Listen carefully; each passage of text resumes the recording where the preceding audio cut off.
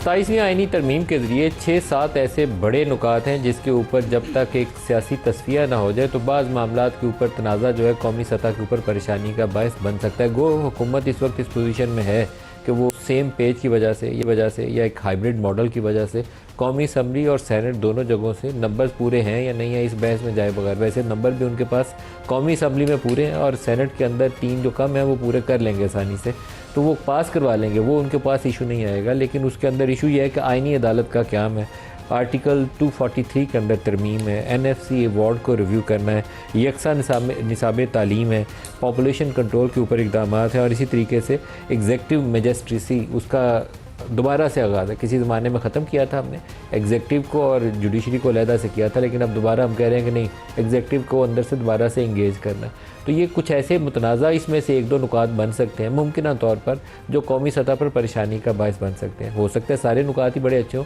अगर इसके ऊपर सियासी इत्तफाक राय हो जाए कि हमने कैसे आगे बढ़ना है तो फिर आप एक रास्ता निकाल लेते हैं। अगर 1 बाई 1 लेने तो आईनी अदालत के ऊपर किसी ज़माने में मोहतरमा अल्लाह पाक उनके दर्जात बुलंद फरमाए, किसी ज़माने में उन्होंने इसकी तजवीज़ पेश की थी। तजवीज़ पेश करने के पीछे उस वक्त के महरक़ात ये थे कि इफ्तिखार मोहम्मद चौधरी या रिसेंट पास में चले जाएँ तो जस्टिस बंदयाल या जस्टिस साकिब निसार जैसे जजेस सुप्रीम कोर्ट में बैठ के एक पार्टी के हक़ में फ़ैसला करते थे, दूसरी को फ़िक्स करते थे। इफ्तिखार मोहम्मद चौधरी के ज़रिए पीपल्स पार्टी को कमज़ोर किया गया था, नून लीग को वो सपोर्ट करते थे और पीपल्स पार्टी की कमर तोड़ दी थी इफ्तिखार चौधरी ने।